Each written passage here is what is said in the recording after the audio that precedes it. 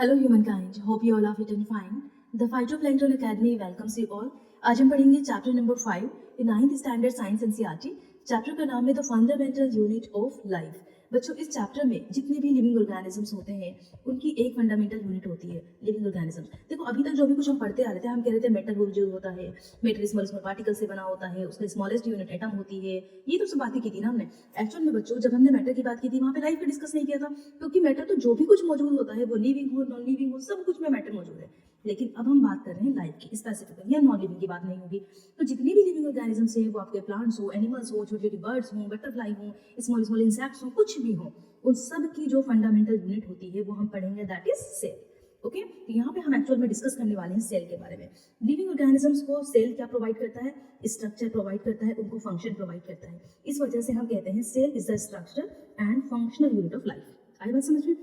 अब इस सेल को बच्चों में दो पार्ट्स में डिवाइड करने वाली हूँ, आपको थोड़ा ध्यान से देखना है। एक होती है आपकी प्रोकैरियोटिक सेल और दूसरी होती है eukaryotic cell. Okay, eukaryotic cell.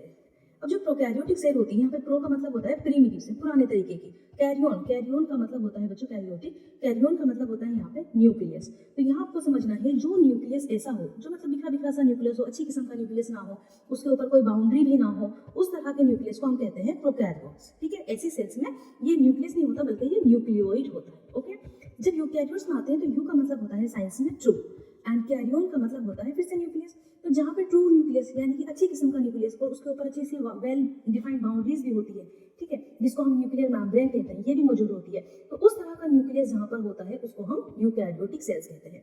तो बच्चों, हमें दो तरह की सेल्स पढ़नी है, प्रोकैरियोटिक एंड यूकैरियोटिक। यहाँ पे मैं थोड़ा सा आपको ओवरव्यू दे रही हूँ ताकि आपको समझ में आ जाए। देखिए, जब 5 किंगडम क्लासिफिकेशन दिया था, किसने दिया था अगर आपको पता हो तो?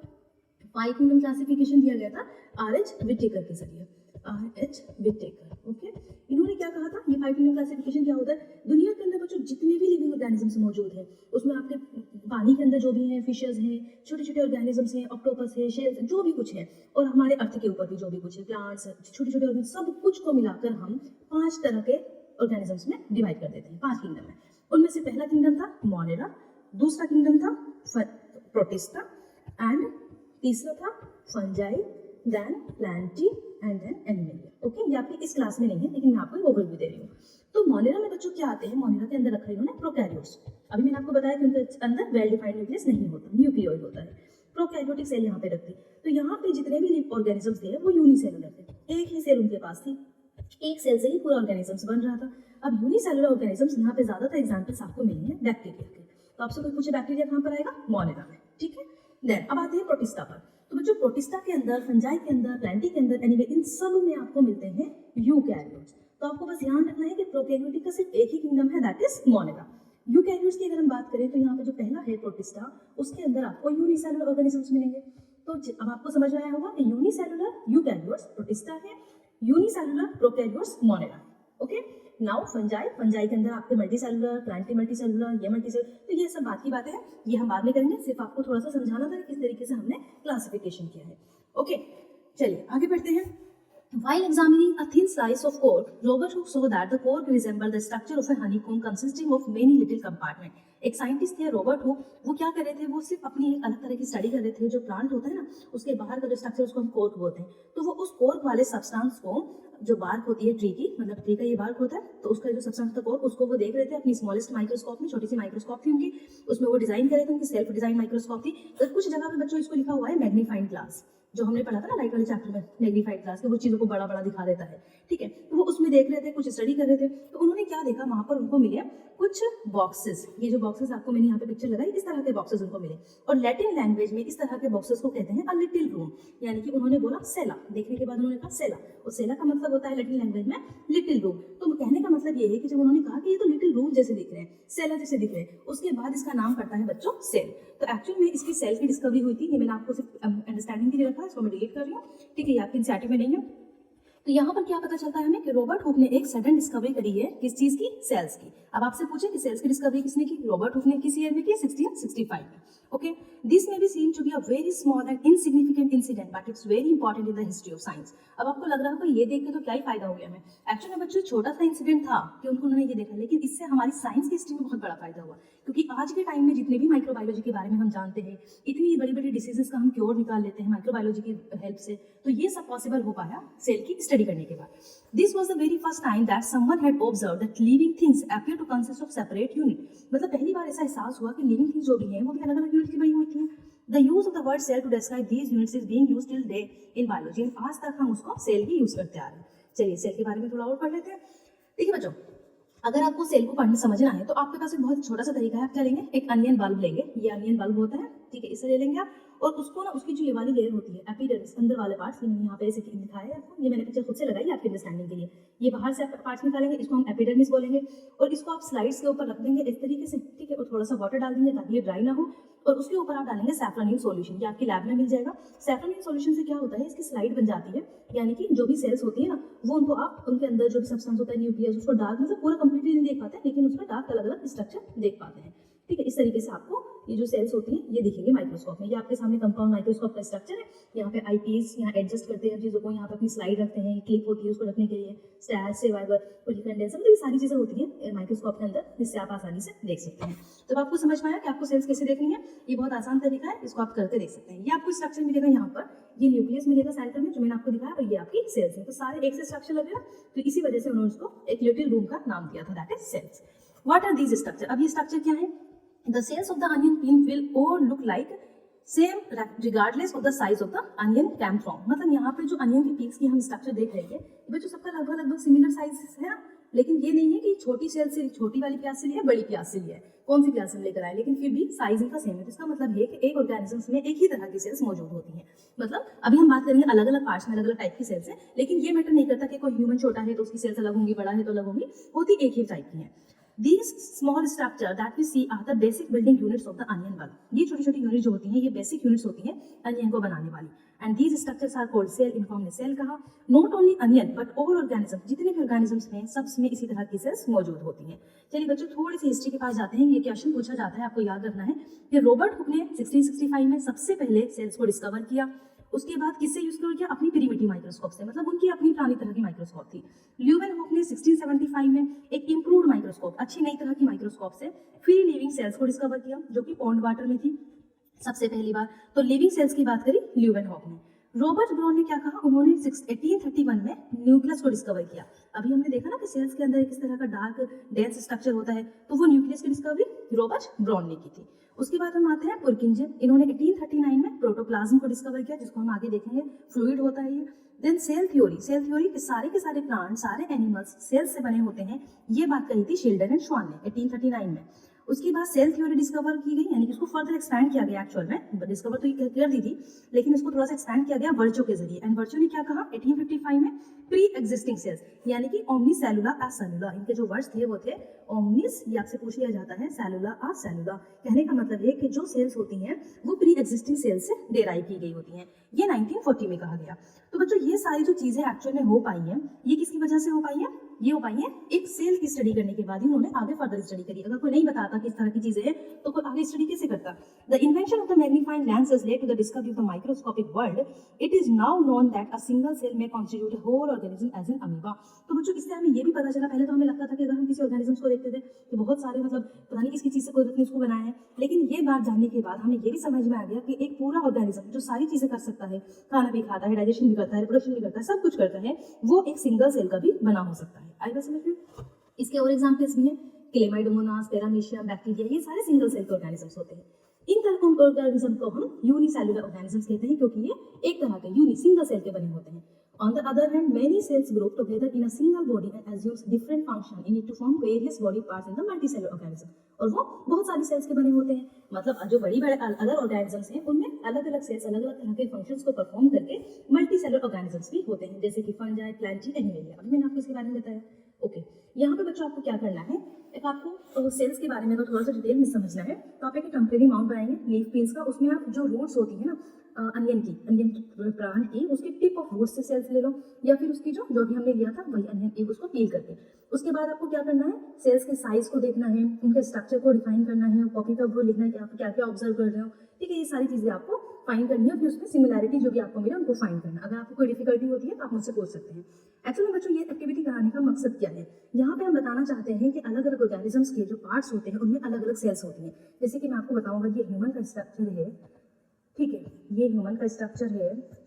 तो यहाँ पर जो मसल्स में सेल्स होती हैं वो अलग होती हैं, जो हमारे फेस में सेल्स होती हैं वो अलग होती हैं, जो हमारे स्टमक की जो इंटेस्टाइन होती है, यहाँ पे लाइनिंग होती है उसमें अलग सेल्स होती हैं, हमारा जो हार्ट होता है उसमें अलग सेल्स होती है। तो यहाँ पे क्या पता चल रहा है, ये ह्यूमन बॉडी के अंदर जो अलग अलग तरीके के फंक्शंस हो रहे हैं, उन फंक्शंस को परफॉर्म करने के लिए कुदरत ने अलग अलग टाइप की सेल्स बना के दी हैं। जैसे कि नर्व सेल सबसे अलग ही टाइप की होती है, इसमें देखिए किस तरह का स्ट्रक्चर है, एक्सॉन्स यहाँ पे ये है, ठीक है, न्यूरॉन्स, तो इसको हम नर्व सेल्स कहते हैं। ये हमारी बॉडी की फैट सेल्स होती हैं, ये बोन सेल्स जो हड्डियों में मिलेंगी, sperm, ovum cells, blood cells, smooth muscle cells, ये ह्यूमन बॉडी के अलग अलग पार्ट्स की सेल्स यहाँ पे दिखाई गई है। Next, the shape and size of the cells are related to the specific function they perform. जो इनका शेप है, जैसे स्मूथ मसल्स का इस तरह का शेप है, या आपकी जो न्यूरॉन सेल्स है उसका इस तरह का शेप है, तो ये किसी पर्टिकुलर फंक्शन के हिसाब से ये बनाई गई है। जैसे कि ये जो फंक्शन बनाए गए हैं न्यूरॉन सेल का ये वाला, इससे क्या होता है, इससे होता है कि यहाँ पे इम्पल्स को देना है, मतलब दूसरी बात को दूसरों तक पहुंचाना है। जब आप बड़ी क्लास में जाएंगे तब आप इसके फंक्शंस को पढ़ेंगे, ठीक है, कि हमारे जो इम्पल्स होते हैं वो किस तरीके से ट्रांसमिट होते हैं, किस तरीके से हमारे ब्रेन तक पहुंचते हैं और फिर हम उनके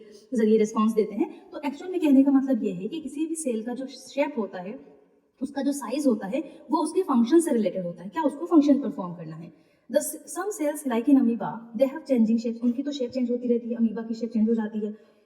In some cells, in some cases, the cell shape could be more or less fixed and peculiar for a particular type of cell. For example, nerve cells has a typical shape. मतलब कुछ cells का इस तरह का particular shape होता है कि वो किसी particular functions की वजह से बनी होती है, जैसे कि nerve cell का examples हमने देखा। तो बच्चों यहाँ पे cell का structure की मैंने picture लगाई है, आप यहाँ पे देख रहे हैं एक common cell मैंने यहाँ पे ली है, और उसमें क्या क्या cell organelles मौजूद होती हैं। cell के अंदर बहुत सारे items होते हैं, जैसे हमने कहा था ना कि smallest unit हमारा atom होता है, लेकिन atom के अंदर सब atomic particles होते हैं, प्रोटॉन, न्यूट्रॉन, उसके बाद इलेक्ट्रॉन्स होते हैं अलग अलग डिस्क्रीट सीरीज में। इसी तरीके से यहाँ पे सेल के अंदर हमारे सेंटर में मिलेगा आपको न्यूक्लियस, ठीक है। यहाँ पे होता है लाइसोसोम्स, ये लाइसोसोम्स के अंदर न्यूक्लियस नहीं होता, ये याद रखना है, सिर्फ अकेला ही एक सेल ऑर्गेनेल ऐसी है जिसके अंदर न्यूक्लियस नहीं होता। देन न्यूक्लियर मेम्ब्रेन जो न्यूक्लियस को बाउंड करता है। अब यहाँ पे हम यूकैरियोटिक सेल की बात कर रहे हैं, प्रोकैरियोटिक की बात नहीं कर रहे। माइटोकॉन्ड्रिया एनर्जी प्रोवाइड करने के लिए एटीपी का सिंथेसिस करता है। Smooth endoplasmic reticulum, rough endoplasmic reticulum, plasma membrane, Golgi complex, microvilli, cytoplasm, ये सारी चीजें यहाँ पर होती हैं। ओके बच्चों, सेंट्रियोल्स यहाँ पे दिया गया, सेंट्रियोल्स एनिमल सेल में होता है, प्लांट सेल में नहीं होता, इसकी हम आगे बात करेंगे। तो चलिए इस पिक्चर को हटा देते हैं, यहाँ पे क्या लिखा है वो पढ़ेंगे। Okay now each living cells has a capacity to perform certain basic function that are characterized of the all living forms। सारी की सारी सेल्स के अलग अलग फंक्शंस होते हैं। we know that there is a division of labor। अब हमें ये भी पता है कि डिवीजन ऑफ लेबर होता है, जैसे हम ह्यूमंस के अंदर होता है ना कि पर्टिकुलर टाइप, जैसे घरों के अंदर आप देख लो, एक घर के अंदर हम क्या करते हैं, हम अपने फादर से कह देते हैं कि आपको ये काम करना है, कि आप बाहर से ये ले आओ, अपनी बहन से कहेंगे कि ये वाला काम तुम कर दो, भाई कहेगा तुम ये वाला कर। तो क्या होता है, हम अपने काम को डिवाइड कर लेते हैं ताकि जल्दी से आसान हो जाए सबका काम। तो इसी तरीके से सेल के अंदर क्या होता है, हम कहते हैं माइटोकॉन्ड्रिया से कि जल्दी से तुम एटीपी बनाओ ताकि हमें एनर्जी मिले। हम एंडोप्लाज्मिक रेटिकुलम से कहते हैं जल्दी से तुम प्रोटीन बना दो ताकि हम आगे वो काम प्रोसेस शुरू करें। तो क्या होता है, सब अपने अपने काम को डिवाइड कर लेते हैं। तो इस तरह के फंक्शन को हम कहते हैं division of labour in the multicellular organism such as human being. इसका मतलब क्या होता है कि डिफरेंट पार्ट्स ह्यूमन बॉडी के डिफरेंट फंक्शंस परफॉर्म करते हैं। ह्यूमन बॉडी के पास हार्ट होता है क्योंकि वो ब्लड को पंप करता है, स्टमक क्योंकि वो फूड को डाइजेस्ट करता है, इसी तरीके से अलग अलग चीजें होती हैं। In fact, each cell has got certain specific components within it। तो ये तो हमने ऑर्गन्स की बात कर रहे थे, लेकिन मैंने आपको बताया कि सेल्स के अंदर भी जो ऑर्गेनेलीज होते हैं अलग अलग, वो भी अपने काम को डिवाइड कर लेते हैं। कुछ सेल्स क्लियरिंग अप का काम करती हैं, जैसे मैंने आपसे बताया ना कि लाइसोसोम्स जो है सेल के अंदर, वो क्या करता है, वो उसके अंदर कुछ ऐसे एंजाइम्स होते हैं कि वो सेल को क्लीन करने का, क्योंकि वेस्ट भी तो कुछ प्रोड्यूस होता है ना, उस वेस्ट को क्लीन करने का काम करता है lysosomes. Okay, a cell is able to live and perform all its function because of these organelles. एक सेल अपने आप में सारे फंक्शन करने के कैपेबल होती है क्योंकि उसके पास ये सारी ऑर्गेनेलीज मौजूद होती हैं। These organelles together constitute the basic unit called the cell, और यही सारी ऑर्गेनेलीज मिलकर बनाती हैं basic unit that is known as cell. It is interesting that all cells are found to have the same organelle. मतलब आपको ये सुन के भी बहुत थोड़ा सा इंटरेस्टिंग लगेगा कि जितनी भी सेल्स होती हैं कोई किसी भी जगह की सेल्स हो, लेकिन होते उनके पास यही सारे ऑर्गेनेल्स हैं। ऐसा नहीं है कि आपकी जो थाई वाली सेल्स है उसके पास और माइटोकॉन्ड्रिया ही माइटोकॉन्ड्रिया है और कुछ बचा ही नहीं है। दूसरी जगह की सेल्स है उसमें तो सिर्फ आपके गोल्जी प्रोटीन्स ही, ऐसा नहीं है बच्चों। फंक्शन भले ही वो अलग अलग जगह से अलग अलग कर रहे हैं, लेकिन ऑर्गेनेल्स उनके पास सेम होते हैं। बस वो अपने ऑर्गेनेल को किस तरीके से मेंटेन करते हैं ये डिपेंड करता है उसके लोकेशन के हिसाब से। ओके, यहाँ पे अब सेल किस तरह की पड़ी होती है उसके ऑर्गेनाइजेशन को हम यहाँ पे देखेंगे। देखिए हर एक सेल्स की हम बात कर रहे हैं, ठीक है बच्चों। अभी हम प्लांट एंड एनिमल की बात नहीं कर रहे, हम सारे उनकी बात कर रहे हैं, लेकिन बात हो रही है यूकैरियोट्स की। बस ये ध्यान रखना है, यूकैरियोट्स में कुछ भी हो, प्लांट एनिमल फंजाई कुछ भी हो, उन सारी सेल्स में प्लाज्मा मेम्ब्रेन होती है, न्यूक्लियस होता है, साइटोप्लाज्म होता है, ठीक है। अब सबसे पहले प्लाज्मा मेम्ब्रेन को देखेंगे। इसको प्लाज्मा मेम्ब्रेन को हम सेल मेम्ब्रेन भी कहते हैं। देखिए सिंपल सी बात है बच्चों, ये आपकी सेल है ना। अब यहाँ पे एक जगह में बहुत सारी सेल्स होती हैं, ठीक है, बहुत सारी सेल्स होती हैं, ये रही बहुत सारी सेल्स। हर एक सेल्स में अपना अपना ऑर्गेनेल्स है, हर एक सेल्स में अपने ऑर्गेनेल्स हैं। तो एक दूसरे की ऑर्गेनेल्स आपस में मिल ना जाए, तो इसीलिए इनको चारों तरफ से बाइंड करने के लिए, चारों तरफ से इनको प्रोटेक्ट करने के लिए होती है आपकी प्लाज्मा मेम्ब्रेन, ठीक है। ये हो गई हर एक सेल्स के पास होती है, ये एनिमल सेल हो या प्लांट सेल हो, प्लाज्मा मेम्ब्रेन। इसी को हम सेल मेम्ब्रेन भी कहते हैं। सिंपल सी बात कह दो, आउटर है कि बाहर के एनवायरमेंट से उसको बचा के रखना है, ये प्लाज्मा मेम्ब्रेन हुई। The outermost covering of the cell separate करती है अपने कंटेंट को दूसरी सेल से, एक्सटर्नल एनवायरमेंट से, और ये अलाउ करती है, परमिट करती है एंट्री और exit of the some material in and out of the cell. मतलब कुछ मटेरियल्स की, जैसे ये सेल की मेम्ब्रेन हो गई जिसको हम सेल मेम्ब्रेन प्लाज्मा मेम्ब्रेन कहते हैं, इसके अंदर कुछ पोर्स भी होते हैं। क्यों होते हैं वो पोर्स? वैसे तो अपने ऑर्गेनेल्स को कहीं जाने नहीं दे रही, लेकिन पोर्स इसलिए कर रखे हैं कि अगर हमें किसी चीज की जरूरत है तो उनको पर्टिकुलर चीजों को हम अंदर बुला लेंगे और पर्टिकुलर चीजों को बाहर पहुंचा देंगे। एग्जाम्पल के तौर पर मान लो सेल को अंदर ऑक्सीजन की जरूरत है, तो सेल क्या करेगी, बाहर से कहेगी ऑक्सीजन तुम अंदर आ जाओ, ठीक है, और अंदर कार्बन डाइऑक्साइड हो गई ज्यादा, अब उसे कहेगी चलो बस आप बाहर जाओ, अब कार्बन डाइऑक्साइड चली जाएगी बाहर। तो इस तरीके से चीजों का आदान प्रदान करने के लिए इन्होंने रख रखे हैं पोर्स। और बच्चों जब हम गैसेस को बाहर भेजते हैं, मतलब एक्सचेंज करते हैं, तो उस प्रोसेस को हम कहते हैं डिफ्यूजन। और डिफ्यूजन जो होता है ये होता है आपका साइमल्टेनियस प्रोसेस, यानी कि यहाँ पे कुछ एनर्जी लगाने की जरूरत नहीं पड़ती। अगर जहाँ पे कंसंट्रेशन ज्यादा होती है वहां से ये लोअर कंसंट्रेशन की तरफ को चले जाते हैं। अब जैसे मान लीजिए सेल के अंदर CO2 की कंसंट्रेशन ज्यादा हो गई, बाहर कम है तो CO2 बाहर चली जाएगी अपना, अंदर ऑक्सीजन की कंसंट्रेशन कम है, बाहर ज्यादा है तो बाहर से ऑक्सीजन खुद अंदर आ जाएगी। तो ये जो डिफ्यूजन है ये आपका साइमल्टेनियस प्रोसेस है, ठीक है। यहाँ पे अब सेल इस तरह की सेल्स जो सिलेक्टिवली परमेबल होती है, यानी कि कुछ मोमेंट कुछ सब्सटेंस को जाने के लिए कह रही है और कुछ को प्रिवेंट कर रही है, मतलब तो इसको हम कहेंगे selectively permeable membrane. Okay, now अब कुछ सब्सटेंस जैसे मैंने आपको बताया कार्बन डाइऑक्साइड, ऑक्सीजन, ये मूव कर सकते हैं, इस प्रोसेस को हम डिफ्यूजन कहते हैं। ओके, अब आगे के चैप्टर्स में आप पढ़ेंगे we saw that there is spontaneous movement. ये डिफ्यूजन जो है स्पॉन्टेनियस मूवमेंट होता है, हाई कंसंट्रेशन रीजन से लो कंसंट्रेशन की तरफ जाता है। तो जो इसी तरह का मूवमेंट हम देखते हैं जब हम रेस्पिरेशन करते हैं, तो जो CO2 होता है हमारा सेलुलर वेस्ट, मतलब सेलुलर वेस्ट होता है जब सेल के अंदर ये वेस्ट बन जाता है, ठीक है, तो ये बाहर की तरफ आ जाता है और फिर ऑक्सीजन जो है वो अंदर की तरफ चला जाता है, ठीक है बच्चों। इसके आगे बस ये सारा प्रोसेस यही दिखाया गया है ना। Water also obey the law of diffusion. बच्चों जो सेल होती है उसको पानी की भी तो जरूरत होती है ना, तो वाटर भी डिफ्यूजन के जरिए ही अंदर बाहर होता है। लेकिन वाटर का जो लॉ ऑफ डिफ्यूजन को फॉलो तो करता है, लेकिन इस प्रोसेस को हम क्या कहते हैं, इस प्रोसेस को हम ऑस्मोसिस कहते हैं। यानी कि बस वर्डों की टर्मिनोलॉजी का फर्क है। जब वाटर की बात आती है तो वही साइमल्टेनियस प्रोसेस, वही हायर कंसंट्रेशन लोअर कंसंट्रेशन, बस वर्ड का क्या फर्क है, ऑस्मोसिस की बात हो रही है। और यहाँ पे भी सेल आपकी सिलेक्टिवली परमेबल, वही सेल की बात हो रही है ना। चलिए आगे चलते हैं। The movement of the water across the plasma membrane is also affected by the amount of substance dissolves in the water. जो वाटर का मूवमेंट है वो भी डिपेंड करता है कि उसके अंदर सब्सटेंस कितना है। अब यहाँ पे सेल के ऑर्गेनेल्स तो मौजूद हैं तरह तरह के। मान लो यहाँ पे पानी जो है आपने चारों तरफ दे दिया, बहुत ज्यादा पानी, और सेल के अंदर पानी कम था, तो क्या होता है, ज्यादा से कम की तरफ हो जाता है, हायर टू लोअर कंसंट्रेशन की तरफ जाता है, सेल आपकी स्वेल कर जाएगी, मोटी हो जाएगी। तो इस तरीके से डिपेंड्स करता है कि आउटर कंडीशन क्या है, एनवायरमेंट की कंडीशन। अब यहाँ पे आपको 3 कंडीशंस दिखाई गई हैं। देखिए, एक तो है हाइपोटोनिक सॉल्यूशन, दूसरा है आपके पास आइसोटोनिक सॉल्यूशन, और तीसरा है हाइपरटोनिक सॉल्यूशन। तो यहाँ आपको क्या समझना है बच्चों, हाइपोटोनिक सॉल्यूशन होता है जब आपने एक प्लाज्मा, एक भी कंटेनर के अंदर एक सेल को डाला, ठीक है, और इस सेल के अंदर जो है वो पानी यानी कि वाटर की जो अमाउंट है वो कम है, ठीक है, यानी कि कंसंट्रेशन कम है, लो है। बाहर कंटेनर में कंसंट्रेशन पानी की ज्यादा है, बहुत ज्यादा पानी है, तो क्या होगा, हायर टू लोअर जाएगा, धीरे धीरे ये सेल पानी लेती रहेगी और सेल क्या हो जाएगी, स्वेल अप कर जाएगी। आई बात समझ में, सेल क्या हो जाएगी, स्वेल अप कर जाएगी। तो यहाँ पे आप यही देखेंगे स्वेल अप। आपसे कोई पूछे हाइपोटोनिक सॉल्यूशन में क्या कंडीशन होती है, सेल स्वेल अप कर जाती है।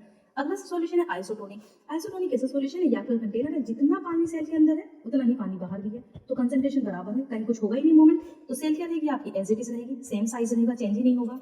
देखो जो हाइपरटोनिक सॉल्यूशन क्या होता है, देखो हाइपर से आप याद रखोगे, हाइपर को देख के सेल होती है, श्रिंक हो जाती है। ये आपकी सेल है, इसमें सेल के अंदर बहुत सारा पानी था, बाहर पानी थोड़ा कम था, तो सेल क्या करेगी, अपने अंदर के पानी को बाहर भेज देगी, क्योंकि हायर टू लोअर कंसंट्रेशन जाता है। आ रही है बात समझ में। हायर टू लोअर चला गया, तो यहाँ पे सेल क्या होगा, श्रिंक हो जाएगी। इसको आप याद रखने के लिए ऐसा समझें कि हाइपर मतलब हाइपर चीजों को देख के सेल श्रिंक हो जाती है, तो ऐसी कंडीशन में आपकी सेल श्रिंक हो जाएगी। तो बच्चों ऑस्मोसिस एक स्पेशल केस होता है डिफ्यूजन का। बस ये है कि डिफ्यूजन का वर्ड हम गैसेस के एक्सचेंज के लिए यूज करते हैं और जो ऑस्मोसिस है उसको हम वाटर के एक्सचेंज के लिए यूज करते हैं, सिर्फ टर्मिनोलॉजी का फर्क है। एक सेलेक्टिवली परमेबल मेम्ब्रेन की तो हम बात कर ही रहे हैं, अगर आपको नहीं समझ में आए आप फिर से मुझसे पूछ सकते हैं। देखिए बड़ा इंटरेस्टिंग सा फिनोमिना है, अगर आपके पास है तो आप करिए, लेकिन जरूरी नहीं आपको करना, और जब भी आप ये एक्टिविटी करेंगे तो अपने किसी बड़े पेरेंट को या टीचर की हेल्प लेके करनी है, ठीक है। ये ऑस्मोसिस को हम समझेंगे एग के केस में। आपको क्या करना है, आपके पास एग है, ठीक है, उस एग की जो शेल होती है, ये जो शेल होती है, ठीक है, कैल्शियम कार्बोनेट की शेल होती है, इसको आप क्या करेंगे, इस एग को आप रख देंगे डाइल्यूट हाइड्रोक्लोरिक एसिड सॉल्यूशन, ये हाइड्रोक्लोरिक एसिड का डाइल्यूट सॉल्यूशन। देखो बच्चों कंसंट्रेटेड मत लेना, मेरे वर्डों पे जाना, डाइल्यूट की बात हो रही है। डाइल्यूट होता है जिसमें थोड़ा पानी वानी मिला हुआ होता है, ठीक है। कंसंट्रेटेड आपको बहुत नुकसान कर देगा, ठीक है। यहाँ पे आपने डाइल्यूट HCl ले लिया, थोड़ी देर बाद आप क्या देखेंगे, आप देखेंगे कि जो एग की जो शेल होती है ना बाहर की, ये वाली, ये टूट जाएगी, मतलब ये घुल जाएगी, टूट नहीं जाएगी, अंदर अंदर घुल जाएगी इसमें, ठीक है, डिजोल्व हो जाएगी। और क्या होगा, एक थिन लेयर बचेगी एग के ऊपर। अब आपने वो थिन एग लेयर वाला एग ले लिया, अब आप क्या करेंगे, उसके बाद place a deshelled egg in a concentrated salt solution. अब आप क्या करेंगे, एक सोल्ट का, नमक का पानी लिया, ये आपने नमक का पानी ले लिया, बहुत ज्यादा नमक, कंसंट्रेटेड अच्छा खासा नमक इसके अंदर डाला, और उसके अंदर आपने वो एग डाल दिया। अब क्या होगा, द एग विल श्रिंक, आपका जो एग है ना वो कैसे करके श्रिंक हो जाएगा। क्यों बच्चों, कंसंट्रेशन नमक की ज्यादा है, पानी की कम है, ठीक है। एग का जो पानी है बाहर चला जाएगा, कि बाहर कंसंट्रेशन कम है। अब आप ये मत सोचना सोल्ट की कंसंट्रेशन, बच्चों जब सोल्ट की कंसंट्रेशन वाटर में ज्यादा है तो इसका मतलब ये है कि पानी की, वाटर की कंसंट्रेशन कम हो गई ना। अब वाटर की कंसंट्रेशन कम है तो सॉल्यूशन कैसा हुआ आपका, हाइपरटोनिक हो गया, ठीक है, हाइपरटोनिक हो गया। तो जो एग है, एग के अंदर का पानी बाहर चला जाएगा, तो एग जो है वो श्रिंक कर जाएगा। तो ये एक्टिविटी आप परफॉर्म करके देखें, आपको बहुत मजा आएगा। उसके अलावा ये भी एक्टिविटी है, ये आप कर सकते हैं घर पे, आपको नहीं समझ में आ रही तो आप पूछ सकते हैं। तो बच्चों हमने यहाँ पे क्या देखा कि जितने भी यूनिसेलुलर फ्रेश वाटर ऑर्गेनिजम्स होते हैं, जैसे हम देखा कि पानी में ऑर्गेनिजम्स रहते हैं, वो सारे ऑस्मोसिस के जरिए अपने पानी को लेते हैं। अब ऐसा तो नहीं उनको प्यास लगेगी तो जाएंगे गिलास लेकर, नहीं, वो क्या करते हैं, पानी का जो एब्जॉर्प्शन करते हैं, जैसे कि प्लांट रूट करती है पानी का एब्जॉर्प्शन ऑस्मोसिस के जरिए करती है, ठीक है। तो डिफ्यूजन एक इंपॉर्टेंट प्रोसेस है गैसेस के एक्सचेंज के लिए, और वाटर का में हम ऑस्मोसिस की बात करते हैं। चलिए बच्चों आगे हम पढ़ेंगे कि प्लाज्मा मेम्ब्रेन, जो हमने देखा कि सेल के ऊपर जो मेम्ब्रेन होती है वो बहुत फ्लेक्सिबल होती है और वो ऑर्गेनिक मॉलिक्यूल की बनी होती है जिसका नाम है लिपिड एंड प्रोटीन। तो ये आपको याद रखना है कि प्लाज्मा मेम्ब्रेन, आप कहीं पर नोट डाउन कर ले, प्लाज्मा मेम्ब्रेन आपकी लिपिड की बनी होती है, प्रोटीन की बनी होती है। How we can observe the structure of the plasma membrane only through an electron microscope के जरिए हम इसका स्ट्रक्चर को देख सकते हैं।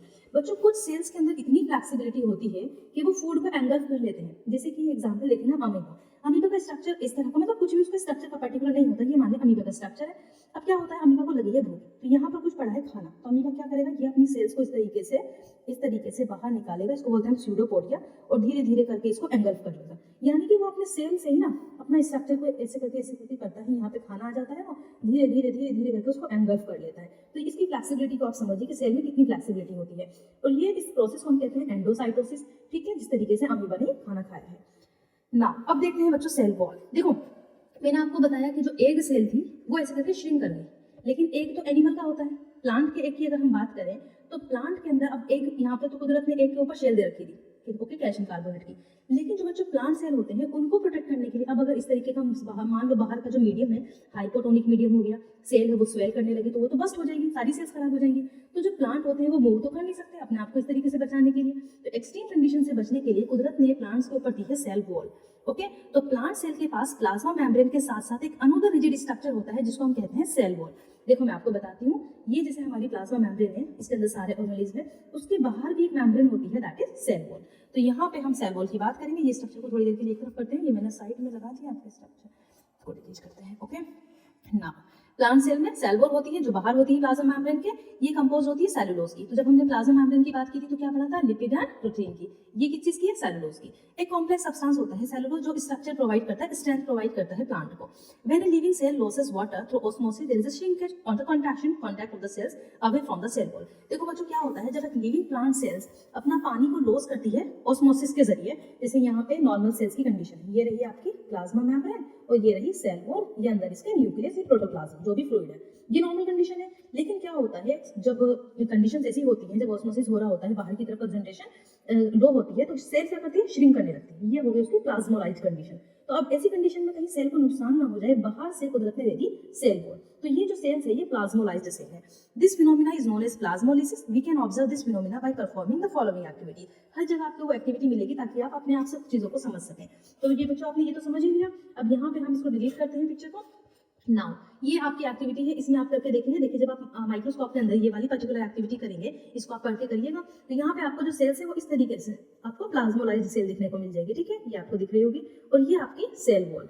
ठीक है, तो ये आपका कैसा स्ट्रक्चर है, माइक्रोस्कोपिक स्ट्रक्चर है। तो आप ऐसा करके देखें जरा, आपको नहीं समझ में आता then you can ask me. Okay, तो ये हमने पढ़ा। आगे हम इसकी बात करने वाले हैं नेक्स्ट। तो बच्चों ये सारा हो गया। Only living cells and not. अच्छा, इस एक्टिविटी को जब आप करेंगे तो एक जगह इस एक्टिविटी में ना बॉईल करने की बात की गई। तो जब हम बॉईल करते हैं कुछ देर के लिए तो क्या होता है, जो सेल्स होती हैं वो डेड हो जाती हैं। तो बच्चों जब आप डेड सेल्स के साथ एक्टिविटी करेंगे तो आपको ये सब देखने को नहीं मिलेगा। तो क्या पता चलता है कि सिर्फ लिविंग सेल्स के अंदर ही ऑस्मोसिस होता है। जो डेड सेल्स हो जाती है उनमें वाटर एब्जॉर्ब नहीं होता, उनमें ऑस्मोसिस नहीं होता। ठीक है, ये वही सेम चीज यहाँ पे बताई गई है। Next, nucleus. न्यूक्लियस को पढ़ते हैं। तो बच्चों न्यूक्लियस की स्टडी हमने बताया था कि रॉबर्ट ब्राउन ने न्यूक्लियस की स्टडी की थी, उसको डिफाइन किया था। तो यहाँ पे मैं आपको स्ट्रक्चर दिखाती हूँ न्यूक्लियस का। देखिए ये रही आपकी सेल और यहाँ पे सेल्स के सेंटर में ये आपको न्यूक्लियस मिल रहा है। न्यूक्लियस के अंदर भी न्यूक्लियोलस है जिसके अंदर जेनेटिक मटेरियल होता है, जिससे इनहेरिटेंस पास होता है, इन्फॉर्मेशन होती है इसके अंदर, डीएनए आरएनए ये सारी चीजें। ठीक है, उसके साथ होते हैं ग्रैन्यूल्स होते हैं सेल के अंदर, वैक्यूल्स होते हैं। वैक्यूल्स के साइज भी जो एनिमल सेल होता है उसमें छोटा होता है, प्लांट सेल में बड़ा वैक्यूल होता है। ये भी आप आगे पढ़ेंगे। माइटोकॉन्ड्रिया होते हैं, स्मूथ एंडोप्लाज्म। तो हम यहाँ पे न्यूक्लियस की बात करने वाले हैं। ठीक है, चलो न्यूक्लियस को एक साइड में रखते हैं, इसके बारे में थोड़ा पढ़ लेते हैं। ओके, यहाँ पे लिखा है कि nucleus has a double layered covering, जिसको हम न्यूक्लियर मेम्ब्रेन कहते हैं। ये न्यूक्लियस तो है, इसके ऊपर होती है डबल लेयर्ड कवरिंग जिसको कहते हैं nuclear membrane. Okay, the nuclear membrane has the pores. अब ये आप यहाँ पे देखें इस वाले स्ट्रक्चर में, थोड़ा सा मैंने अलग आपके लिए लगाया है ये पिक्चर। इसमें न्यूक्लियर मेम्ब्रेन में होते हैं पोर्स। अब ये पोर्स किस लिए होते हैं, आउटसाइड टू द साइटोप्लाज्म। यहाँ पे तो ये जो सेल स्ट्रक्चर यहाँ पे मौजूद है, तो यहाँ पे है साइटोप्लाज्म। तो साइटोप्लाज्म से अगर कुछ सामान चाहिए तो पोर्स के जरिए चला जाएगा। ठीक है, the nucleus contains chromosomes which are visible as rod shaped structure only when the cell is about to divide.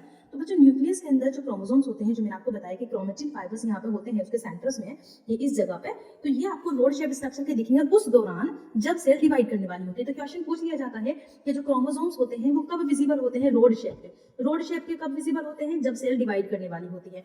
In chromosomes के अंदर होती है इन्फॉर्मेशन, जो कि इनहेरिटेंस होते हैं कैरेक्टर्स का, पेरेंट्स से बच्चों को मिलते हैं, डीएनए, न्यूक्लिक एसिड, ये सारी चीजें। क्रोमोसोम्स के अंदर डीएनए प्रोटीन होती है, डीएनए मॉलिक्यूल्स के अंदर इन्फॉर्मेशन होती है, किस तरीके से ऑर्गेनिज्म कंस्ट्रक्ट होता है, ऑर्गेनाइज होती है सेल्स। और जो फंक्शनल सेगमेंट होता है डीएनए का, उसको हम जीन कहते हैं। तो कोई पूछे जीन क्या होता है, जब अक्सर जीन्स की बात करते हैं कि फला की जीन्स में ये प्रॉब्लम थी इसलिए इनहेरिटेंस पास हुआ। तो बच्चों जीन क्या होता है एक्चुअल में, जो फंक्शनल सेगमेंट होता है ना हमारे डीएनए का, ये हमारा डीएनए है इस तरीके से। तो जो फंक्शनल सेगमेंट होता है उसको हम जीन कहते हैं। Chromatin material is visible at entangled mass of thread-like structure. Chromatin material इस तरीके का mass-like structure होता है। Whenever the cell is about to divide, the chromatin material get organized into chromosomes. और जब इसको डिवाइड करना होता है तो ये पर्टिकुलर अपना अच्छे से वाली जो स्ट्रक्चर होता है, क्रोमोसोम्स का जो भी स्ट्रक्चर होता है उसमें ये बन जाता है। The nucleus play a central role in the cellular reproduction. The course at which a single cell divides forms two new cells. मतलब इस प्रोसेस में क्या होता है, एक सिंगल सेल जो होती है वो दो सेल्स में डिवाइड हो जाती है। तो इसको हम कहते हैं सेलुलर रेप्रोडक्शन। ओके, अब सेलुलर रेप्रोडक्शन पूछा जा सकता है जब सेल डिवाइड होती है अपने आप से दो पार्ट्स में। ओके, ये अनियन पील यहाँ पे पता नहीं क्यों लगाया, शायद आपको दिखाने के लिए लगाया होगा कि ये आप देखेंगे यहाँ पे न्यूक्लियस। अच्छा हाँ, अनियन पील इसलिए लगाया है यहाँ पे, मैं बताती हूँ आपको। देखिए यहाँ पे जब हमने ये अनियन पील का वो किया था, माउंट बनाया था, तो वहां पे हमने देखा था कि एक डेंस स्ट्रक्चर हमें देखने को मिल रहा था। ये वाला स्ट्रक्चर तो बच्चों साइटोप्लाज्म का है, लेकिन जो डेंस स्ट्रक्चर था वो आपका न्यूक्लियस का था। तो इससे आप न्यूक्लियस को पहचान सकते हैं। ठीक है, ये भी समझ में आ गया। नाउ इसको भी डिलीट करते हैं, आगे पढ़ते हैं। The nucleus play central role, ये हमने पढ़ लिया। In organisms like bacteria, nuclear region of the cells में अभी पुअरली डिफाइंड, जिसको हमने कहा था कि न्यूक्लियर मेम्ब्रेन नहीं होती, अनडिफाइंड न्यूक्लियर रीजन होता है। न्यूक्लिक एसिड, सिर्फ एक न्यूक्लिक एसिड होता है, उसको हम न्यूक्लियोइड होते हैं, तो हमने सबसे पहले ही पढ़ लिया था। इस तरह के ऑर्गेनिजम्स को हम प्रोकैरियोट्स कहते हैं। प्रो मतलब प्रीमिटिव एंड कैरियोट मतलब कैरियोन, ये बात हो गई थी। अदर तरह के ऑर्गेनिजम्स को हमने यूकैरियोट कहते हैं। प्रोकैरियोटिक सेल्स में अदर साइटोप्लाज्मिक ऑर्गेनेल्स भी नहीं होती, ठीक है, जो कि यूकैरियोटिक्स में होती है। चलो बच्चों ये सारी चीजें हमने पढ़ ली। यहाँ पे आपको प्रोकैरियोटिक सेल्स दिखाई गई है, इसके अंदर ribosomes, plasma membrane, cell wall and nucleoid होता है। चलिए साइटोप्लाज्म की बात कर लेते हैं। साइटोप्लाज्म होता है सेल ऑर्गेनेल्स के अंदर जो भी फ्लूइड होता है उसको हम साइटोप्लाज्म कहते हैं। ठीक है, जब आपने लिटिल स्टेन डाल के देखा था अनियन पील में, तो आपने देखा था जहाँ पे हल्की हल्की हल्की सी स्टेन होती है उसको हम साइटोप्लाज्म कह रहे थे। ये फ्लूइड कंटेंट होता है प्लाज्मा मेम्ब्रेन के अंदर। इसके अंदर स्पेशलाइज्ड सेल ऑर्गेनेल्स होती हैं। हर एक ऑर्गेनेल्स का अपना फंक्शन होता है जो परफॉर्म करती है। Okay, now cell organelles are enclosed by the membrane, membrane से बनी होती है। प्रोकैरियोट्स के अंदर besides the absence of defined nucleus region, the membrane bound cell organelles are also absent. ये हमने अगली बात की कि सेल ऑर्गेनेल्स के अंदर न्यूक्लियस की तो हम बात शुरू से करते आ रहे हैं कि न्यूक्लियस नहीं होता, न्यूक्लियस नहीं होता। उसके साथ साथ बच्चों ये जो सेल ऑर्गेनेल्स होती हैं ये भी एब्सेंट होती हैं। जबकि यूकैरियोट्स के अंदर ये सारे न्यूक्लियर मेम्ब्रेन, सारी मेम्ब्रेन एनक्लोज ऑर्गेनेल सब चीज़ें होती हैं, ठीक है ना। यहाँ पे आपको prokaryotic cell and eukaryotic cells के साइज में डिफरेंस बताया गया। साइज आप देखिए 10⁻⁶ यानी कि 1 माइक्रोमीटर, एंड ये आपका साइज है। यहाँ पे न्यूक्लियर रीजन, यहाँ पे आप न्यूक्लियोइड लिखेंगे, ये न्यूक्लियर मेम्ब्रेन वाला न्यूक्लियस है। क्रोमोसोम यहाँ पे सिंगल है, ये मोर देन 1, ठीक है। यहाँ पे ऑर्गेनेलीज एब्सेंट होती है, यहाँ पे प्रेजेंट होती है। चलिए अदर सेल ऑर्गेनेलीज की बात कर लें, तो यहाँ पे आपके पास सेल ऑर्गेनेलीज में every cell has a membrane around it to keep its own content separate from the external environment. Large and complex cells, including cells from the multi-cell organism, needs a lot of chemical activities to support their complicated structure and function. तो बच्चों cell के अंदर देखिए, ये animal cell की यहाँ आपको structure दिखाया गया आपके एनसीईआरटी में। तो यहाँ पे क्या है, अलग अलग सेल्स के पार्ट्स दिखा दिए, ठीक है। ये सेल ऑर्गेनेलीज दिखा दिए। इन्होंने क्या कहा है कि इन सेल ऑर्गेनेलीज में कुछ केमिकल रिएक्शंस होती हैं, और ये केमिकल रिएक्शंस को सपोर्ट करने के लिए ही सेल ऑर्गेनेलीज है। जैसे कि स्मूथ एंडोप्लाज्मिक रेटिकुलम है, ये क्या करता है, लिपिड्स का फॉर्मेशन करता है। रफ एंडोप्लाज्मिक रेटिकुलम है, इसके ऊपर राइबोसोम्स अटैच होते हैं, ये क्या करता है, प्रोटीन का फॉर्मेशन करता है। तो ये सारे केमिकल रिएक्शंस परफॉर्म करने के लिए सेल ऑर्गेनेलीज होती हैं। सबसे पहले देखेंगे endoplasmic reticulum, Golgi apparatus, lysosomes, mitochondria and plastids. तो यहाँ पे हम सबसे पहले बात कर लेते हैं एंडोप्लाज्मिक रेटिकुलम की, जिसको हम दो पार्ट्स में डिवाइड करते हैं, smooth endoplasmic reticulum and rough endoplasmic. बच्चों स्मूथ इसलिए कहते हैं, जब माइक्रोस्कोप में हम देखते हैं तो इसके ऊपर आपको राइबोसोम्स अटैच हुए दिखेंगे। जैसे कि आपने यहाँ पे देखा स्ट्रक्चर रफ एंडोप्लाज्मिक रेटिकुलम का, ये तो इसके ऊपर ये इस तरह से माइक्रोस्कोप में आपको ऐसे स्ट्रक्चर दिख रहे हैं राइबोसोम्स के, तो दिखने में रफ सा लगता होगा, तो उन्होंने कह दिया कि rough endoplasmic. Smooth endoplasmic reticulum जो है उसके ऊपर ये स्ट्रक्चर नहीं दिख रही, यानी कि राइबोसोम्स नहीं होता है, तो ये स्मूथ एंडोप्लाज्मिक रेटिकुलम हुआ। जो स्मूथ एंडोप्लाज्मिक रेटिकुलम किस चीज़ की हेल्प करता है मैन्युफैक्चर करने में, फैट मॉलिक्यूल्स, लिपिड्स और सेल फंक्शंस के लिए भी इंपॉर्टेंट होता है। Some of these proteins and lipids help in the building the cell membrane. ये जो प्रोटीन्स यहाँ पे बना रहे हैं, लिपिड्स बना रहे हैं, ये सेल मेम्ब्रेन को बनाने में, हमने देखा था कि प्लाज्मा मेम्ब्रेन जो होती है प्रोटीन की बनी होती है, ठीक है, तो उसके लिए हेल्प करते हैं।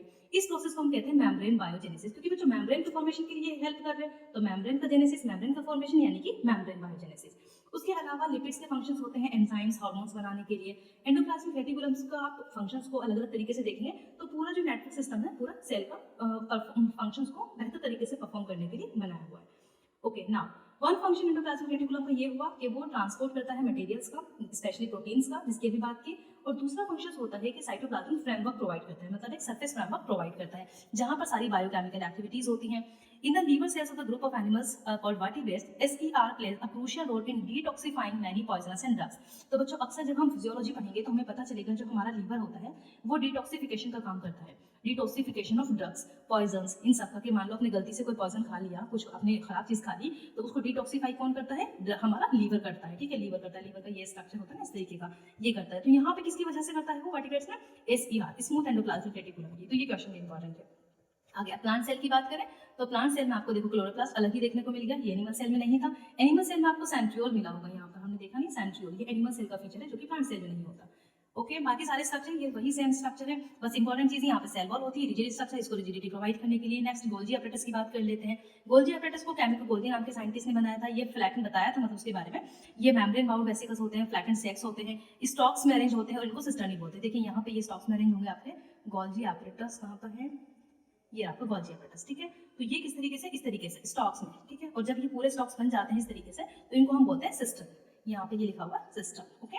तो यहाँ पे ये जो होते हैं इनका भी एंडोप्लाज्मिक रेटिकुलम के साथ कनेक्शंस होता है, जो कि सेलुलर मेम्ब्रेन के सिस्टम में जो कॉम्प्लेक्स सिस्टम होता है उसमें उनकी हेल्प करते हैं। इनका मेन फंक्शन होता है कि ये स्टोरेज करते हैं, modification, packaging of the products in the vesicles. उसके साथ साथ बच्चों गोल्जी ऑपरेटर्स का एक इंपॉर्टेंट फंक्शन होता है कि ये लाइसोसोम्स का फॉर्मेशन करते हैं। एंड मैंने आपको बताया था कि लाइसोसोम्स के अंदर कुछ एंजाइम्स होते हैं, डाइजेस्टिव एंजाइम्स, ठीक है। ये एंजाइम्स क्या काम करते हैं, उसके अंदर जितना भी खराब मटेरियल होता है वो लाइसोसोम्स के अंदर पहुंच जाता है और लाइसोसोम्स उसको डाइजेस्ट कर देता है। अच्छा, कभी कभी ऐसा होता है कि लाइसोसोम जब देखता है कि अब सारी कंडीशंस खराब हो चुकी हैं तो वो क्या करता है, अब बस हट जाता है, उसके अंदर के सारे एंजाइम्स निकल जाते हैं और वो अपने आप ही पूरी सेल को खत्म कर देते हैं। तो लाइसोसोम्स को हम कहते हैं कि सुसाइड बेग भी होता है, ठीक है। ये केमिकल गोल्जी के बारे में यहाँ पे दिया, पढ़े इसको।